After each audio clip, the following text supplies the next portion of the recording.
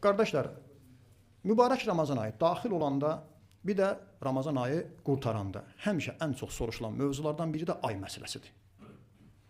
Çox təəssüf olsun ki, həmişə də bununla bağlı ixtilaf olur. Bəziləri də bundan sui-istifadə edir. Elə möminləri, oruç tutanları bir-birinə vurur, arasına ixtilaf salır, problem yaranır. Baxın, ay məsələsi, Ramazan ayında oruç tutmaq məsələsi bir dini məsələdir, şəri məsələdir. Bizim vəzifəmiz burada dinə qulaq asmaqdır. Düzdür ya yox? Əgər həkimlə bağlı tibb məsələsi olsaydı, gedib həkimdən soruşardıq. Bu məsələ dini məsələdir. Gərək bu məsələ dindarlar fikir bildirsin. Fərq etməz, hansı bir ölkə, dövlət bu işdə başqa birinə orucunu tut, orucunu aç deyə bilməz.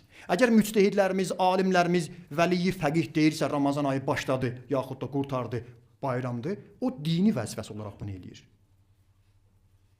Hansısa bir ölkəni də bəhanə gətirmək lazım deyil. Niyə? Hal-hazırda ən çox deyilən nədir? İranda deyirlər, siz də İranlıların dediyini oturub durursunuz. Xeyr, belə deyil. İranın özünün indiki İslam hakimiyyətinin 47 yaşı var.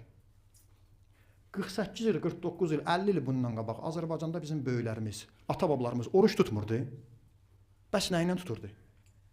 Ayla tuturdu. Soruşun böyüklərdən. Ayı izləyirdilər.